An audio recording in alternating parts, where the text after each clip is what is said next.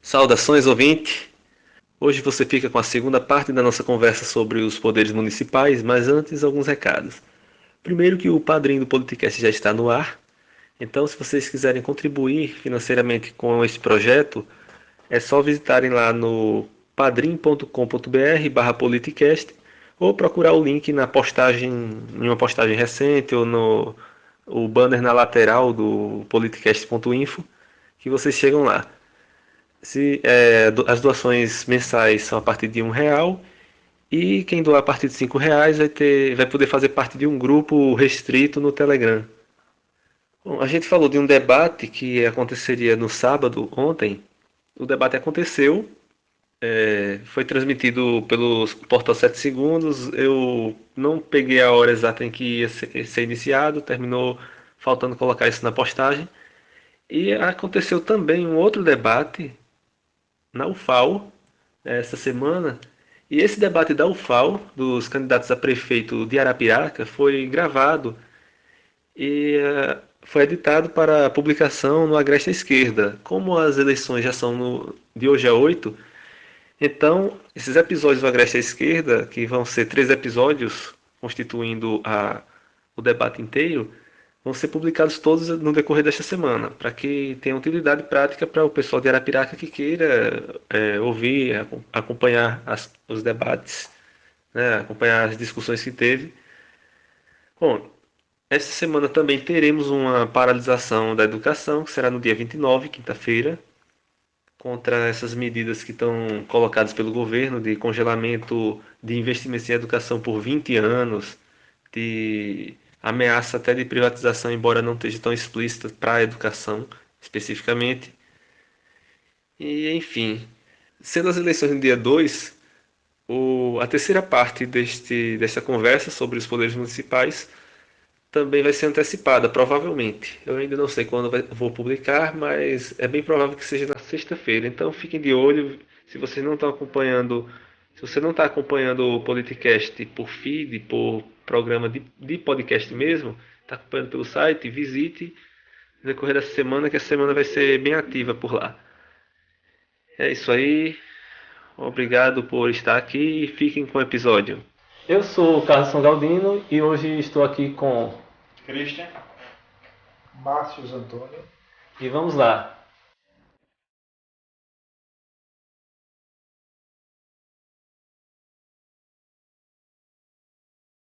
Começa agora. Politicast.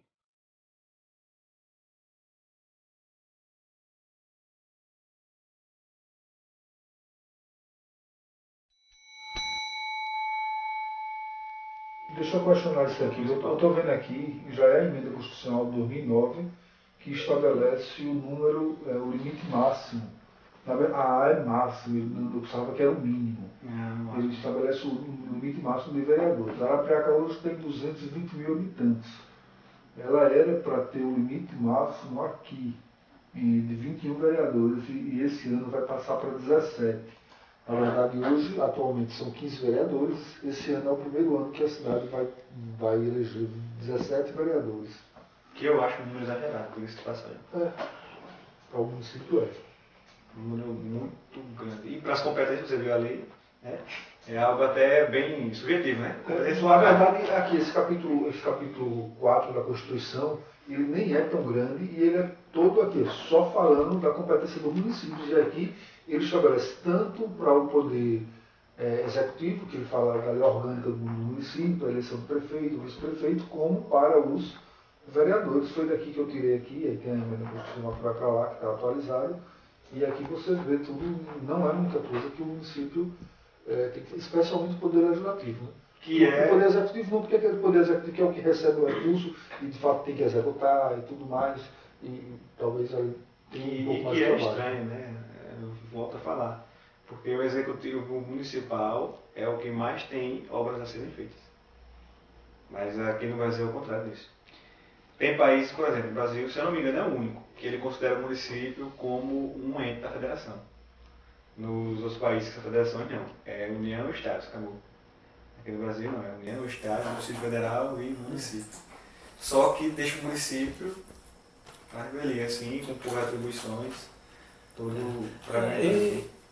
completando então os poderes na última esfera, já que a gente está entrando nisso, voltando para isso, né? E prefeitos. Em que consiste o executivo municipal na prática?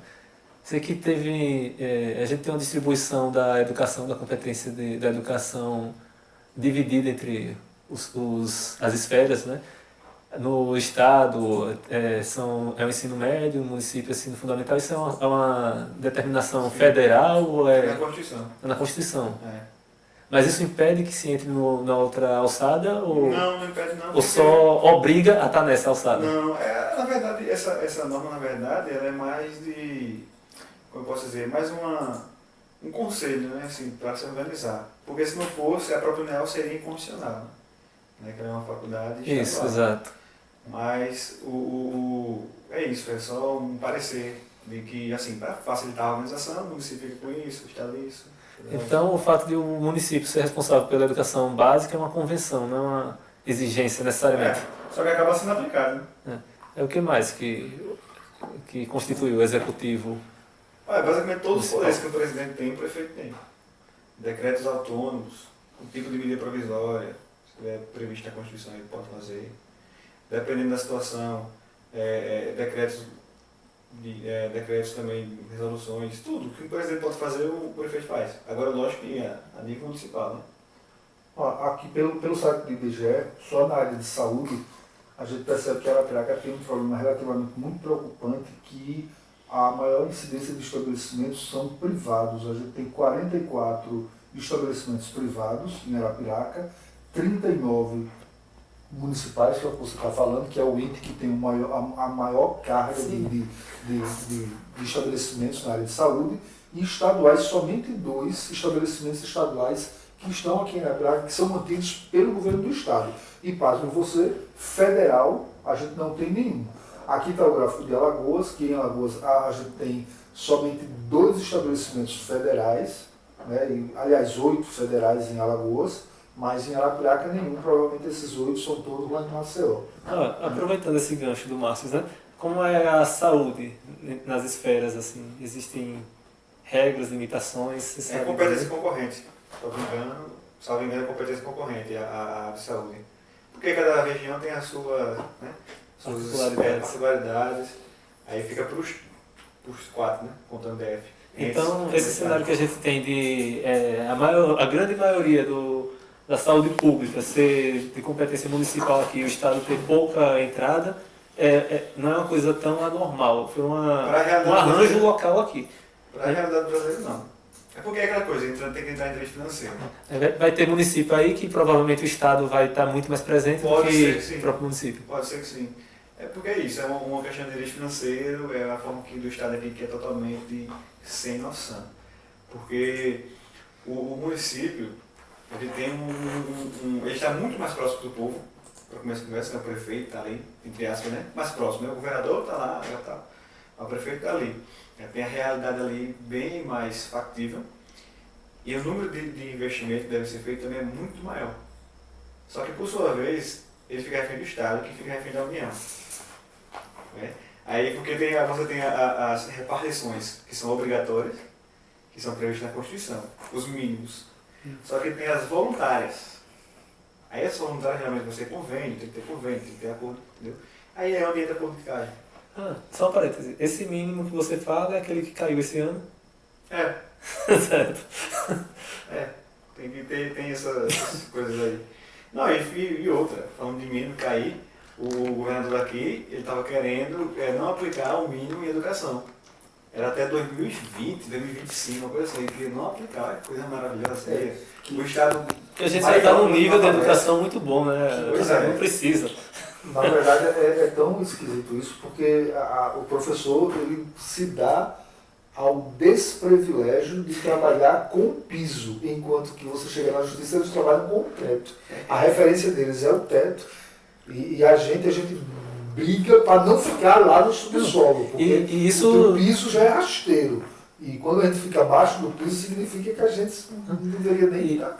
E isso aí você está falando pessoalmente dos professores, né? Só que como um gasto, uma rubrica, tem acontecido isso também. Primeiro derrubaram o piso, é o contrário, né? Derrubaram o piso que era exigido constitucionalmente para se gastar, e agora estão querendo, com a PEC 241, estabelecer um teto do que pode ser gasto com saúde e educação. Pois é. E só reforçando, e aqui a gente vê novamente pelo gráfico do IBGE, e confirmando o que o Cristian falou, que a questão de receita e despesa, tanto a nível estadual como municipal, a gente tem uma receita menor do que a despesa. E somente a nível federal é que a gente tem aqui uma receita que ela é maior do que a despesa. Então, a União, ela trabalha, obviamente, com lucro. E ainda tem aquela história, né, daquelas dívidas a dívida pública que os estados sempre devem à União, que vive rolando, e provavelmente deve ser em função disso aqui, exploração, né, na verdade, pura exploração, e na prática fica meio que massacrando as esferas, especialmente a esfera municipal, que eu acho que essa daqui de Arapiraca que a gente está vendo aqui, chega a ser menos da metade a receita. Eu confesso a você, como é que fecha uma conta pública se você tem que gastar 420 milhões e só tem arrecadado 120 milhões, 180 milhões. Né? Você vê como é incoerente. De entender. Só reforça o que o Cristian falou sobre a distribuição de atribuições e de recursos entre as esferas. O financeiro desse treco é tudo errado aqui. Aí, só reforçando aqui no caso de Arapiraca, já que a gente está falando um pouco das eleições e tal, e é interessante reforçar que Arapiraca é uma cidade que tem um perfil comercial muito grande, mas, por incrível que pareça, a maior parte da receita do município é de serviços. A gente tem aqui um produto interno bruto onde mais de 40% aqui, quase 50%, ela é oriunda. Indústria quase nada. Quase nada. Indústria aqui, ó. É o vermelhinho aqui, o 8,8,8%. Indústria está no vermelho, né? Literalmente. Mas menos ainda a agropecuária, e a agropecuária já foi força na cidade, e hoje está bem menos. E hoje, diga-se passagem, na Alagoas, na questão industrial, está bem, viu?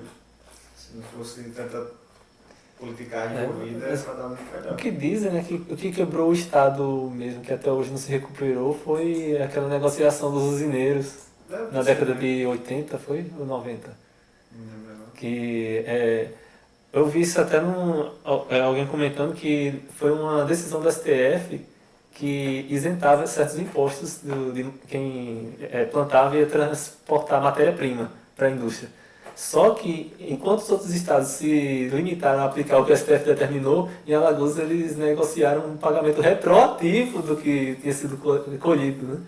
E isso foi o que quebrou de uma hora para outra o Estado. Mas assim, isso é... que é histórico esses benefícios, essas regalias que já são concedidas aos usineiros. Vocês têm acompanhado propostas de campanha e de prefeitos, vereadores? Não estou falando nominalmente, estou falando, né? Não é para citar nomes. Só... Eu ainda não mudei muito, não. Vou deixar para olhar mais na reta final, até porque dos poucos candidatos que tem aqui que eu conheço, para mim é aquela coisa de sempre, é escolher o menos pior. Então, quando eu estiver chegando mais perto, aí eu vou dar uma pesquisada. Eu conheço um pouco. Às vezes só de achar um que não fale muita besteira, né? Nem não falar besteira, não falar muito a gente já fica feliz. Mas vocês têm visto propostas estranhas, assim, que fogem da competência real? Assim, um vereador que promete alguma coisa maluca. Isso aí acontece demais. Tem alguns exemplos também. Vereadores, na verdade, eles acham que vão ser prefeitos, né? Porque é oferecendo casa, é oferecendo não sei o que, vamos trabalhar com vocês e tal. Vou abrir uma escola. Eu abro escola, saúde, vou fazer isso. É inacreditável. Quando, na verdade, o máximo que ele pode fazer é propor, e o maior trabalho que esses vereadores têm, que na verdade ideologicamente ou idealmente seria, era primeiro de convencer os colegas, os seus pares, para poder fazer com que as leis e as propostas que ele tem, que fossem aprovadas, para depois, ainda por cima, convencer o executivo para sancionar, senão vai ter aquela briga de egos de uma lei ser aprovada lá na Câmara Municipal e o prefeito não sancionar. E é mais outro mal do sistema presidencialista, que se reflete também no municipal, e a gente sente isso na pele. porque esse conflito de ideias de partido é comum demais. Às vezes os vereadores querem fazer alguma coisa, aí o executivo já é do partido, aí já não faz, ou então o contrário, e fica aquela briga lá rolando, é horrível. Uma coisa, especialmente aqui da Arapiraca, que a população tem sido conivente, tem sido passiva, é o fato de a gente ter uma cidade com 215 mil habitantes, eu acho que deve ter mais, que aqueles dados ali já estão defasados, mas que só funciona no período da noite, especialmente, se eu não me engano, só terça e quarta, e muitas das vezes somente um dia na semana, que antigamente era dia de terça-feira que funcionava a Câmara Municipal. Às vezes, eventualmente, funcionava na quarta, e é o que a gente chama de sessão ordinária, e na quinta-feira, quando acontece, eu tive a oportunidade de participar de um projeto da Escola Quintela Cavalcante, e a gente foi lá, e a gente já foi com essa proposta pedagógica mesmo, de botar os alunos do ensino médio para perguntar. E fomos eu e uma professora, e a gente perguntou, ele disse, não, as quintas-feiras aqui são reservadas para sessões solenes, é só quando a gente faz sessão para homenagear alguém, para fazer... Ou seja, é só para tirar foto, a quinta-feira. Então você tem uma cidade do tamanho da complexidade de Arapiraca, de uma Câmara que não funciona durante o dia, e à noite só funciona 2 dias por semana. Nossa, e na quinta-feira isso acontece porque sexta já é fim de semana, né? Exatamente. Ainda tem esse detalhe. E a segunda-feira provavelmente deve ser ressaca do final de semana. Então, assim, é muito esquisito isso. Que horas é que está aberto lá? É só de 7 da noite. Agora, tem uma coisa que eles falaram que eu achei engraçado, que é os ritos. Eu vou falar um pouco agora, brincando, e aí brincando com o que aconteceu ontem lá na Câmara dos Deputados em Brasília. O Rodrigo Maia, eu comecei falando aqui em off com vocês, mas me causou uma certa agonia. Eu só contextualizando, a gente está gravando no dia 13 de setembro, terça-feira, um dia depois da queda do Cunha. Isso. Graças a Deus, queda do Cunha, fora Cunha. Tchau, Cunha. Tchau, querido. Brincando. Vamos lá. Provavelmente não. Deixa eu falar uma coisa do Cunha. Eu postei hoje na minha página, né? Uma imagem dele de rindo assim, cara de mal da porra. E coloquei uma matéria de uns 3 meses atrás, que era falando que se ele delatasse, ele derrubaria a República do Temer. Aí eu botei derruba. Postei lá, nem vi com os compartimentos da derruba. Isso é massa. Tomara que ele derrube. Ele saiu ontem ameaçando um bocado de gente, disse que ia escrever um livro. Tomara que o faça. E ele só caiu também porque os aliados dele não conseguiram adiar para depois das eleições. Que aí os deputados estavam constrangidos de defender, porque iam prejudicar seus aliados políticos municipais. Né? Eles queriam adiar justamente para isso, para eles poderem libertar na cara de pau. Para vocês verem como eleições, querendo ou não, tem um impacto danado desses caras. Aí vocês imaginam um regime que em qualquer momento teve crise e eleições. Seria outra coisa. Por mais que seja caro um regime assim, eu acho que a democracia ela tem um custo e que vale a pena ter esse cara que custo. sai barato. Pois é, justamente. É um cara que sai De certa barato. forma, talvez tranquilizasse a massa e legitimasse alguém que, de fato, representasse o que a população quisesse naquele momento. Sim, mas o que eu estava falando da Câmara Municipal é a questão do rito. Eles são muito rigorosos no rito que é necessário lá na Câmara, eles são muito conservadores nesse sentido, e eu achei engraçado porque tem prazos para tudo, tem aquela história de que a gente vê muito pouco aqui também no Conselho da Universidade, de dado um prazo, você começa de 7 horas e só tem uma tolerância de 20 minutos, e aí o cara vai e abre a sessão, se não tiver, ele faz mais uma chamada, e se não tiver, aquilo tudo ali é computado. O vereador que faltar, ele tem que mandar uma justificativa, o presidente ou o secretário da mesa tem que ler lá a justificativa, porque senão não abona a falta, tem toda aquela coisa ritual. E comparando com o de ontem, eu queria brincar, resenhar, mas o Rodrigo Maia, ele tem um tique nervoso que na hora de ler, não dá para ver pela gravação, mas ele ficava assim, não sei o que. Se vocês puderem assistir, a cabeça para o lado. Cara, muito engraçado. Depois, se vocês tiverem a oportunidade de ver, eu recomendo que vejam a leitura dele ontem assim. Na época que ele jogava bola na escola, né? Fazia assim. Fazia muito gol Eu também. não sei, bicho. Ele se segurava de vez em quando e mexia a cabeça, eu não sei. Eu confesso que achei muito engraçado ele ontem lendo Nem vi esse treco. Sobre as novas regras das eleições. Vocês acompanharam, a gente teve no ano passado dois blocos de propostas de mudança no sistema eleitoral. Né? Um deles nasceu na Câmara e não deu muito certo, não vingou direito. E teve a mini reforma política que nasceu no Senado e essa foi efetivada, não foi mais ou menos isso? E que previa inclusive o financiamento empresarial de campanha, que é uma coisa positiva. Mas tem várias outras coisas que mudaram, pequenas coisas, como a lei da mordaça dos debates políticos, que limitou a participação. As emissoras agora só são obrigadas a chamar os candidatos para debate se os candidatos pertencerem a partidos que tenham mais de 9 deputados federais em exercício. Ou seja, foi uma lei feita especificamente contra o PSOL, ao que parece, já que o PSOL tem 9, exatamente 9, e o PSOL foi justamente um dos que polemizou e que levou um pouquinho o nível do debate nas últimas 2 eleições presidenciais, com o Plínio de Arruda, né, na eleição anterior, 2010, né? E a Luciana Genro na 2014. Não querendo dizer que eles tenham uma postura melhor ou pior, mas eles eram mais críticos e levavam o debate para uma outra discussão. Enquanto os principais ficavam só em conversa de comadres. Né? Então, justamente incomodados com isso, fizeram essa lei que já barrou a Erundina, né? Lá em São Paulo, Luiz Erundina. Barrou o Freixo, não foi? É Freixo, né? O Marcelo Freixo. Marcelo Freixo, do Rio.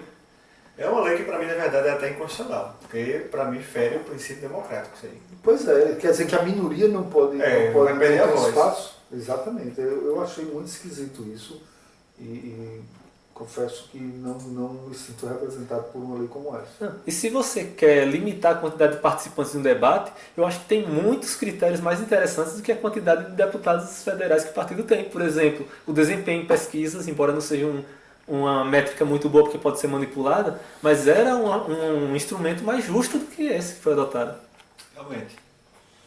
Complicado, né? Que mais? Lembram de alguma outra mudança que teve?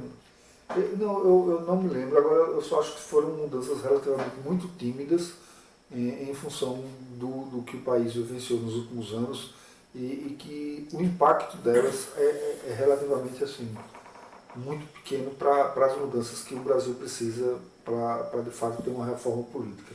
Eles não vão fazer o que é necessário nunca. Bom, isso é o medo, que ou fica aqui maquiar. Mas não. Ou aqui vai surgir do povo, um povo se organizar, fazer alguma coisa, associações, palestrar, enfim, começar a se conscientizar, né? A sociedade civil se organizar. Para começar a fazer alguma coisa, sair nas ruas, greve, enfim, o que dá para fazer. Para pressionar esse povo de verdade. Aí assim sai. Senão, eu realmente não tenho o mínimo de expectativa que eles façam alguma coisa realmente útil. Eu também, assim, como você comentou aqui, a curto prazo, eu acho que a gente não tem nenhum fato gerador que possa direcionar para uma reforma política que... Eu entendo que talvez hoje, dependendo do modelo de reforma política que fosse proposto, era a partir dessa reforma política que a gente poderia desencadear as demais reformas que o país precisa, inclusive reforma no judiciário, reforma nos órgãos reguladores de mídia, reforma tributária, reforma da questão do INSS. Tem uma série de outras reformas que eu acho que, de uma maneira muito objetiva falando, elas dependeriam do modelo de reforma política que você vai estabelecer. Enquanto você tiver o modelo político que hoje está instituído, ele não vai proporcionar e ele não vai direcionar de forma alguma para uma reforma trabalhista, para uma reforma previdenciária, para uma reforma da justiça, que hoje, infelizmente, a justiça também está precisando de um puxão de orelha dos grandes. Tudo errado. A mídia, os órgãos que trabalham na mídia, está muito esquisito. O Brasil hoje, eu diria que está assim. Eu não digo que está em metástase não, porque eu sempre vou dizer que a gente tem tem que ter esperanças e vai mudar um dia, mas a gente tá numa situação Vai, um difícil. dia vai, né? Vai querendo ou não. Não sei se a gente vai estar aqui nesse Não, mas tem que dar. Eu quero essa mudança daqui a 20 anos, 25. Porque é aquela coisa, o brasileiro, ele praticamente não fala de política. Eu lembro muito bem, eu era criança, mas eu sei disso, ainda né, tem essa noção. Hoje, essa crise, querendo ou não, porque não há mal que não traga bem, ela fez o povo começar a se interessar, a engatar naquele nível de, eu falo assim, jogo de futebol. É fulano, é ciclano, é fulano, ainda não se aprofundaram, ainda não estão aquela coisa mais erudita mesmo, aquela coisa de estudar ciência política mesmo. Mas é uma escada, né? A ficha vai cair quando a maioria dessas pessoas que foram para a rua pedindo a saída da Dilma, falando de corrupção, se derem conta de que o que motivou a saída dela não foi combate à corrupção. Sim. Foi uma série de retrocessos em programas, em prejuízo deles próprios. Né? Quando cair a ficha disso, é que eu acho que uma parte desse povo vai dizer, epa, peraí, eu fui manipulado, como é que é essa história, eu não estou entendendo nada, e vai começar a se interessar por pesquisar, por ler, para aprender mais a respeito. Na verdade, o próprio procedimento do impeachment, o fato de ter sido aplicada aquela norma pela metade, já foi um belo tapa na cara de todo mundo. Foi, e que me espanta a população não ter se rebelado. Para você ver como o povo é tolo. Né? Eles acham que só ali tirou, vai ficar tudo lindo daqui a pouco. Não se rebelou, porque a essa altura eu acho que uma parte da população que estava nas ruas já estava notando a mudança de tom, tanto que tinha pouca gente nos protestos para pedir que o impeachment fosse concretizado agora.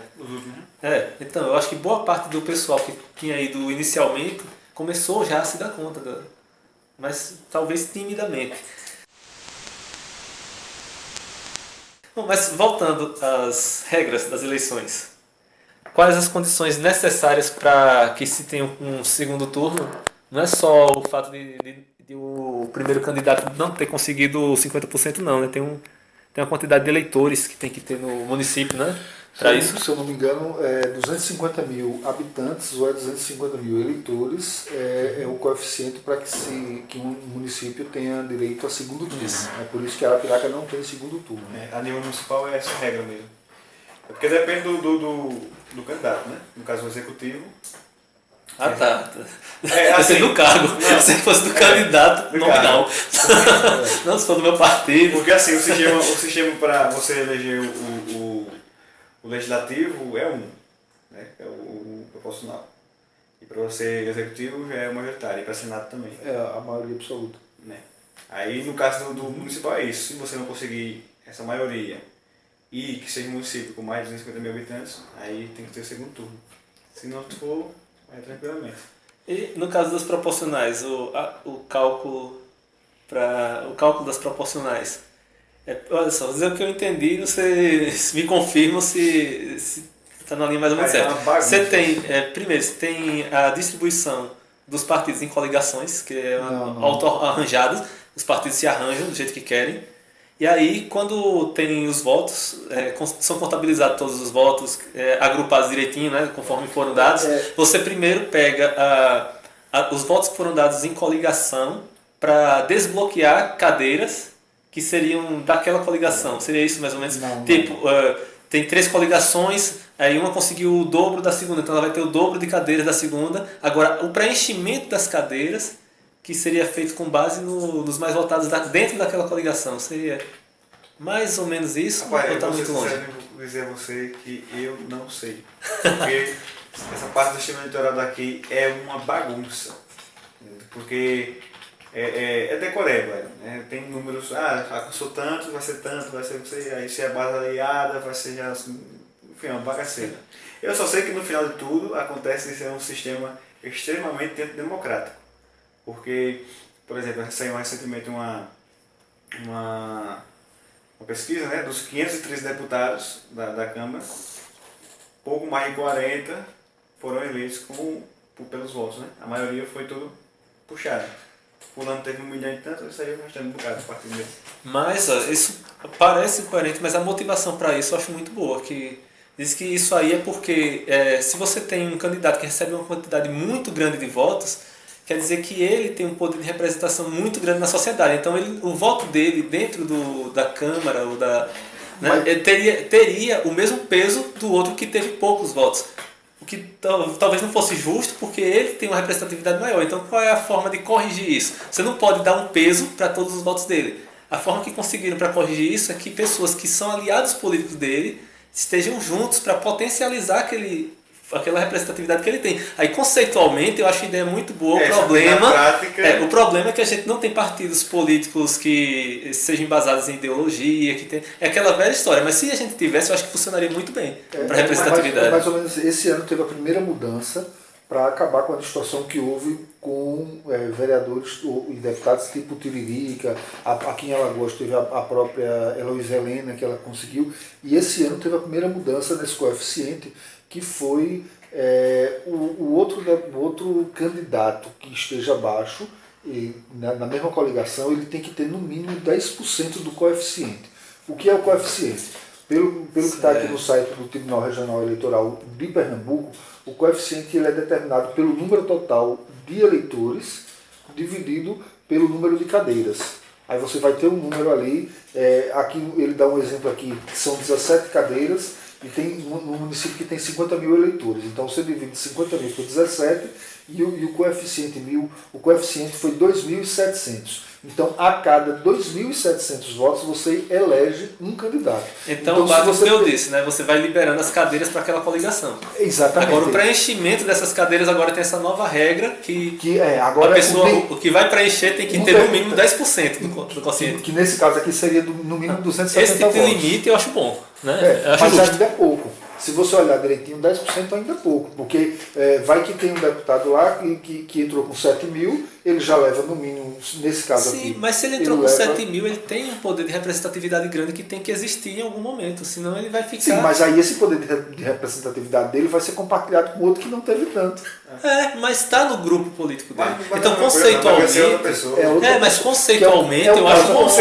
O problema é outro, a meu ver. O problema, assim, para corrigir isso, eu não mexeria nessa questão. Eu tentaria mexer em outras coisas. Eu vou dar esse o ponto que eu O exemplo mais gritante é o que aconteceu agora em Brasília. O que a gente tem, infelizmente, são pessoas, seres humanos, que são muito vulneráveis à corrupção. E a possibilidade deles traírem é muito grande. Exatamente. E que foi o que aconteceu em Brasília. Tanto houve traição com a Dilma, como houve agora traição com o Cunha. E no caso aqui específico de Alagoas, a própria Heloísa Helena ela também se arrependeu porque ela colocou lá, se eu não me engano, 1 ou 2 vereadores que não tinham tanta expressividade e, se eu não me engano, não chegavam a ter nem 10% dos votos que ela teve. E pouco tempo depois que entraram na Assembleia de Maceió, como é que se diz? Dividiu com ela simplesmente racharam. Pois é. Eles não entraram na mesma coligação e depois não compactuaram das mesmas ideologias. Então tem por isso que é aquela coisa, como é que se resolveria isso? É aquilo lá, é o voto distrital misto, acabou. E eu acho que para resolver isso, só em médio e longo prazo, com educação, as pessoas tendo consciência do que é política, tendo mais instrumentos para os partidos serem obrigados a seguir seus estatutos, seus padrões ideológicos. Esse tipo de solução, que não é mágica, levaria muito tempo, eu acho que seria o ideal, porque esse sistema garante, em tese, uma representatividade que outros não teriam. Porque os que tiverem mais votos numa ideologia, num posicionamento, vão garantir mais espaço. Eu acho boa essa forma. O problema é que tem outras coisas que estragam. Então eu atacaria essas coisas que estragam. Eu não mudaria essa regra. Só que isso é de longo prazo, não resolve logo. De todo jeito vai ter conchavo. A questão mesmo é o voto distrital misto, porque aí você vai fazer o seguinte, né? Você vai aproximar os eleitores do candidato, que é aquele distrito ali, todo mundo sabe, saiu daqui fulano.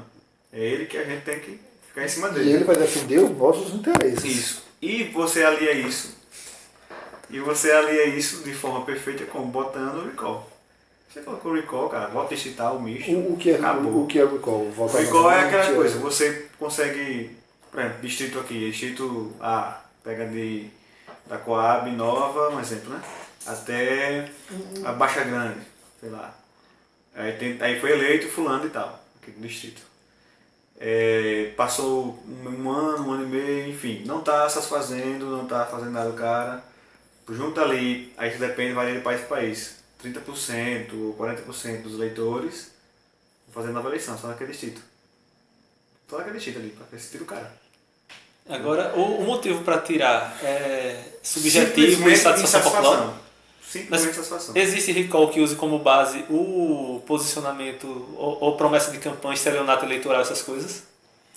Rapaz, assim, pelo menos nos meus estudos, né, sobre essa parte do eleitoral, não vi especificamente sobre isso. Só que aí vai entrar o quê? Penal, né? Aí, logicamente, as normas penais vieram prevendo isso como crime. E talvez o instrumento não seja recall, né? Seria um outro. Mas, só que é aquela coisa, mesmo que não seja crime, um exemplo, né? Vamos imaginar um país bem podre, que isso aí não seja crime. A própria população, se vai ver uma coisa dessa, obviamente vai ficar, o cara tá assim, vamos tirar esse cara. Agora, tem um detalhezinho que a gente tem que levar em conta, né? Que embora essa ideia seja muito boa também em tese, o Brasil é uma zona. A gente tem imprensa na mão de políticos, a gente tem revanches, tem picuinhas, então é bem capaz que algum vereador, vários vereadores de vários cantos, sofressem recall, ouvidos por inimigos políticos que têm um apoio de uma mídia local e que tenta induzir a isso injustamente. Eu sabe? acho que ele conseguir, você vai ter uma eleição nova, o cara conseguir a maioria é complicado. Talvez ele tirasse, mas não entrava, né, no lugar dele. Exatamente. Aí ainda tem isso, para entrar é mais 500. E querendo ou não, você tem que ver o seguinte, que esse tipo de coisa, como o próprio parlamentarismo, ele tem um efeito didático. Porque você torna o povo cada vez mais ativo. Entendeu? Então cada vez mais você vai participando, você vai vendo que você tem voz. Justo. Hoje aqui no Brasil, nós na verdade sentimos que não temos voz de porcaria nenhuma. A verdade é essa. Nós só temos voz mal ainda a cada 2 anos, que são as eleições. E estavam querendo mudar isso na Câmara, para botar de 5 em 5 anos e tudo junto. Ou seja, a gente ficaria 4 anos sem a sociedade precisar ter obrigação de voto. Eu confesso que eu tenho um posicionamento meio crítico. Eu confesso que eu testaria eleições únicas a cada 4 anos. Porque eu acho que a gente para a cada ano sim, ano não, a gente para. Eu digo isso porque... Mas a democracia tem custo. O problema de... uma questão simples. Deixa eu fazer uma pergunta simples. Consulta, se naquele período ali deu 2 anos, você já faz uma consulta ali. Deixa eu fazer uma pergunta bem simples aqui. Eu não vi perigo em ser 4 em 4 anos se fosse uma monarquia parlamentar. Aí eu não veria mesmo não, porque é aquela coisa. 4 em 4 anos, mas se tiver crise, se tiver algum problema, se o povo simplesmente está insatisfeito, qualquer coisinha ali, ou o recall, ou enfim, como for, o povo sai às ruas, o parlamento dá um voto de desconfiança, rapidinho ali, ou o governo troca, ou novas eleições. Ou seja, esse 4 em 4 anos, nesse caso, seria não obrigatório, pode ter mais se for necessário, é situação de normalidade. Aí teria sim, agora normalmente assim, no presidencialismo, eu não acho muito bom, porque é aquela coisa, aí você vai distanciar o povo mais ainda da política. 4 anos ali. Deixa eu fazer uma pergunta simples. Eleições para governador. Você lembra quem foram os candidatos e quais foram as propostas em 2014? Lembro e você acompanhou bem? Acompanhei e eu me lembro que nas últimas eleições eu não tenho vergonha de dizer. Eu venho votando nulo há um bom tempo. Mas você sente que a sociedade estava acompanhando? Não, aí não. Pois assim, então, do jeito que eu sinto que não está acompanhando isso? Porque presidencial roubou o foco. Esses ódios que se criaram, porque a maioria do pessoal que votou na Dilma foi em rejeição ao PSDB, e a maioria dos que votaram no AES foi em rejeição ao PT. Né? Isso aí roubou a cena.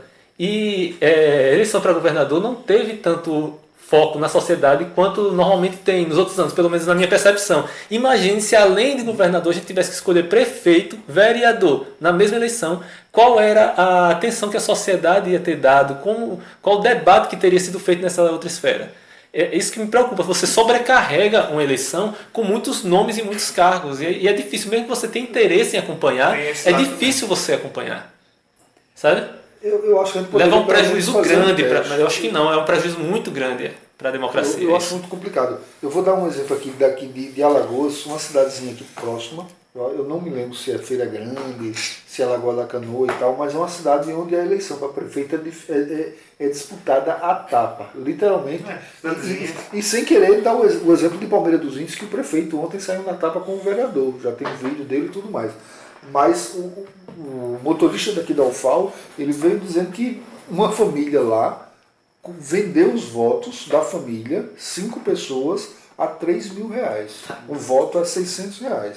O voto lá é um dos votos mais caros que tem aqui no estado de Alagoas, porque lá é disputada a tapa. Foi menos de 50 votos a diferença.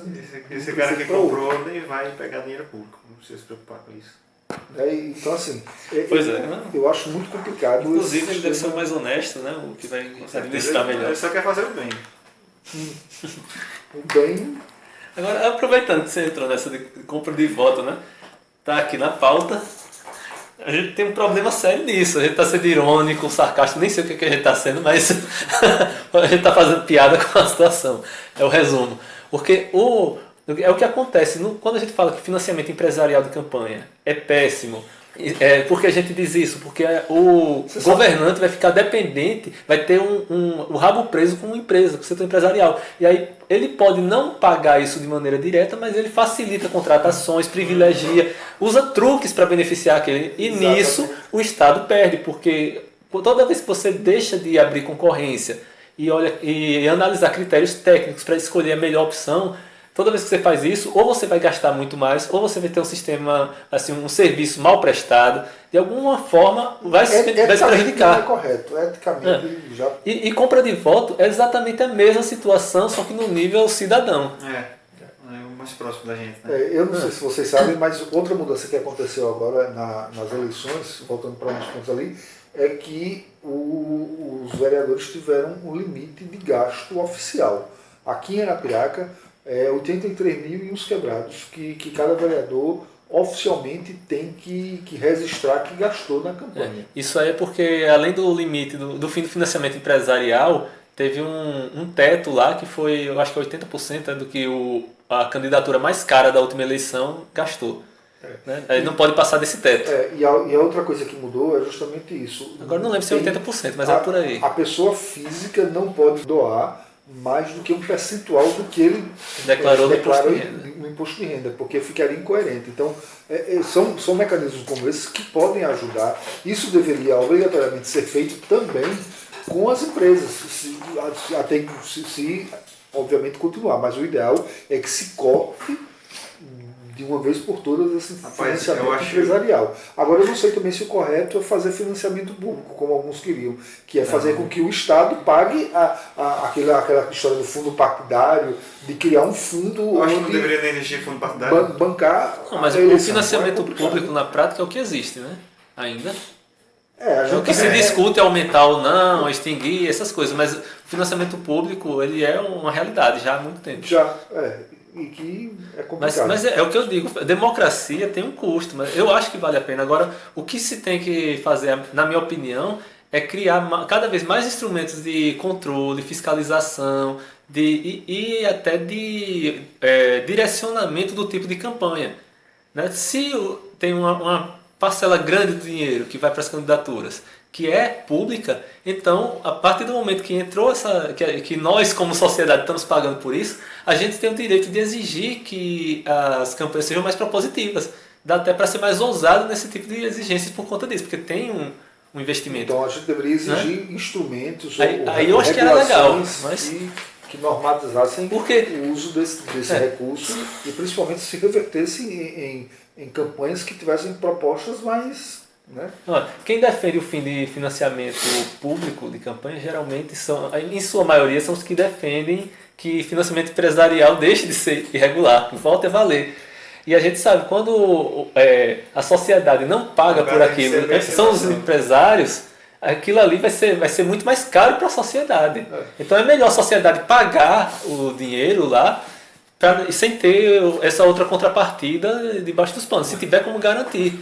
O meu medo só na verdade, eles botarem um valor lá em cima. Porque você pega as eleições passadas para presidente, eu não lembro se foi os dois ou se foi cada um. Eu acho que foi cada um. A Dilma e o Aécio gastaram na casa assim, de meio bilhão, Foi. entendeu? Então assim, pelo amor de Deus, meio bilhão, cara. É muito dinheiro. É dinheiro Pois é. demais. Entendeu? É muito dinheiro. E isso declarado. Sim, com certeza. Agora, né? Isso declarado. E quando você vê que por exemplo, não só a da Dilma, porque foi preso o marqueteiro dela, que recebeu um cara só, que é o Santana e a esposa, recebeu milhões. E quando você vê que agora o marqueteiro do Aécio também está sendo nomeado para EBC, né? E o cara não ganhou, mas está ganhando a televisão ali de graça para poder, né, dar pancada. Então assim, é muito complicado. Eu só acho preocupante o fato de que a gente vai financiar coisas do tipo o slogan do Tiririca. Ele foi eleito com o slogan de que voto do Tiririca, pior que tá, não fica, e tá ficando, pô. E é o Pato Ron. É complicado. Aí como é que a gente vai pegar o financiamento? Mas a minha pergunta, a culpa culpa é do Tiririca ou é de uma sociedade que não tem consciência política de julgar o que, Aí eu em quem digo, votar? é culpa do sistema. Pois é. Mas eu concordo que assim, o que se gasta com isso, o ideal é que seja cada vez mais reduzido, ao mesmo tempo em que cada vez seja mais exigido que sejam propositivas as campanhas. Pode, assim, tem que ser um valor bem, sei lá, módico ali, simbólico, uns milhões lá. E o resto, o cara que se virasse, cara. Isso a nível federal, porque Sim. talvez até estadual, no caso de governador. Aí o cara Mas que se vira, bota se a dinheiro, você quer ser vamos candidato. tomar como referência aqui as eleições atuais, para prefeito e vereador. Eu confesso que eu não sei qual é o limite do teto para prefeito, mas para vereador eu sei que é R$83 mil. Vocês acham que esse valor é suficiente? É muito? É pouco? O que é que vocês acham? Assim, eu acho que é um valor razoável. Agora, se é suficiente para o que eles compararam com o que eles faziam antigamente, não. Ó, informalmente, eu já trabalhei em algumas campanhas, informalmente aqui, a gente fica sabendo de ouvido que somente no dia da eleição tem candidato aí que gasta 250 mil, que é aquele cara que compra o voto no dia, que em vários lugares que eles vão transportar a galera, dinheiro no santinho, chegam ao ponto do desespero de botar dinheiro no meio do santinho jogando fora. Tem gente às vezes que já achou dinheiro lá no santinho, porque a galera recebe o santinho, joga fora e não percebe que o dinheiro está lá dentro do santinho. E aproveitando, se você que está ouvindo vende o seu voto, você liga aí que você é tão corrupto quanto Eduardo Cunha e essa corja toda, viu? Você se liga e mude, que isso aí não é futuro não, para ninguém. Corrupto e burro, né? Porque o Cunha pelo menos é corrupto e esperto, tá ganhando dinheiro lá. Agora o cara que vende o voto é um idiota, porque só o primeiro mês que ele ganhar de salário, que ele pagar de imposto nos produtos que ele comprar, ele ir embora. Você ganha um trocado e depois passa 4 anos com uma série de Na verdade, problemas, você tá com legitimando prejuízo no serviço público. E depois você vai reclamar que seu filho não tem escola, que a educação, que a saúde não está lhe atendendo não tem direito. transporte, não tem E de quem é a educação, culpa? De quem será? Que bom demais, Pois muito é. bom. Na verdade, você está sendo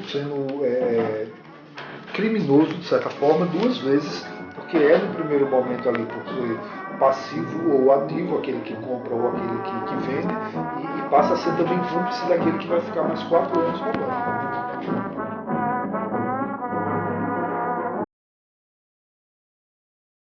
A conversa continua no próximo episódio do Politicast.